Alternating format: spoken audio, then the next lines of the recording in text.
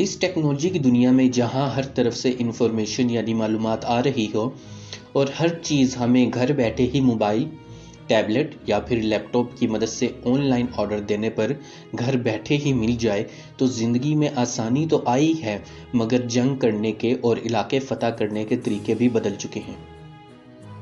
पहले वक्तों में आदमी की मदद से इलाके फतह किए जाते थे, मगर अब जंग के तरीके बदल चुके हैं। आपके चारों तरफ डेटा की जंग चल रही है। टीवी हो या फिर इंटरनेट, आपको मालूमात फराहम तो की जा रही है, मगर साथ साथ आपके थॉट प्रोसेस को भी कंट्रोल किया जा रहा है, यानी कि आपके सोचने की सलाहियत को।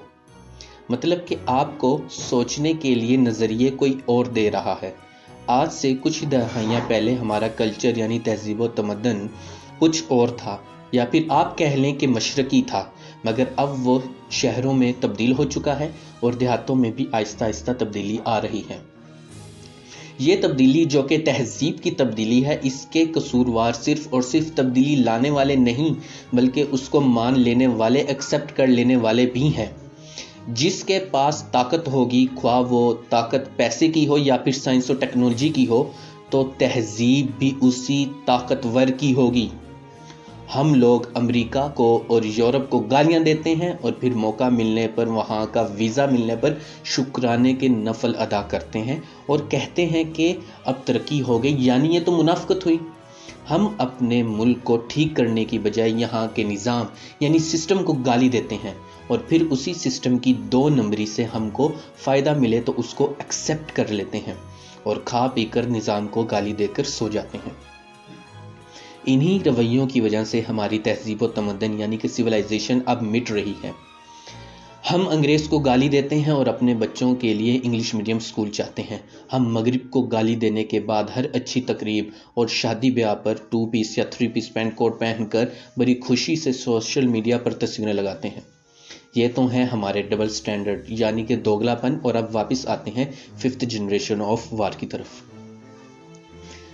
हर मुमकिन चीज़ और मालूमात को अपने मकसद के लिए इस्तेमाल करना और दूसरों की सोच यानी थॉट प्रोसेस में उसको इंस्टॉल करना, दाखिल कर देना कि उनको पता भी ना चले, तो ये 5th जनरेशन ऑफ वॉर का हिस्सा है।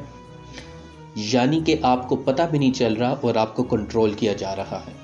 किसी भी इंसान की ज़िंदगी गुजारने के लिए उसके पास एक नज़रिया होता है, आइडियोलॉजी होती है, मतलब कि ये काम करना है, ये नहीं करना, ये हमारी हदूद हैं, इससे आगे हमने नहीं जाना, ये हमारा दायरा कार है और ये ज़िंदगी गुजारने के कुछ असूल हैं। टीवी पर कमर्शियल देखते वक्त अगर वो आपको अच्छी लग जाए और आपके पास क़ुव्वत ख़रीद यानी कि परचेजिंग पावर है, तो अगर आप उसकी ज़रूरत भी नहीं है तो फिर भी आप उसको ख़रीद लेते हैं। इसे मार्केटिंग कहते हैं और 5th जनरेशन ऑफ वार में इसको भी इस्तेमाल किया जाता है। अपनी तहजीब, नज़रियात और मामलात को दूसरी कौम पर हर मौजूदा टेक्नोलॉजी की मदद से नाफिज करना, पेश करना, उनके थॉट प्रोसेस में उसको इंस्टॉल करना, डाल देना 5th जनरेशन ऑफ वार है। और आप उनके कल्चर यानी तहजीब को मान लें, एक्सेप्ट कर लें, तो ये भी 5th जनरेशन ऑफ वार की कामयाबी है। खैर, तालीम व तरबियत यानी एजुकेशन एंड ट्रेनिंग की मदद से हम खुद को इस काबिल बना सकते हैं कि हम देख सकें कि कौन सी चीज़ हमारे लिए अच्छी है और कौन सी चीज़ बुरी है। हसन निसार जो कि एक बहुत मशहूर सहाफ़ी हैं, वो एक बहुत खूबसूरत बात करते हैं कि वो तहजीबें जो अपनी तारीख भुला देती हैं तो तारीख उन्हें सबक सिखा देती हैं। और तुगरुल गाज़ी ड्रामे ने यह बात साबित की है कि हम अपने आबा अजदाद को पढ़ना चाहते हैं, मगर यहाँ वो निज़ाम ही नहीं है कि अगर कोई हिस्ट्री पढ़ना चाहे तो रोज़मर्रा के मामलात, रोज़गार, मतलब कि जॉब वगैरह, तो उसको टाइम नहीं मिलता। लेकिन हिम्मत करने से सब कुछ मुमकिन है।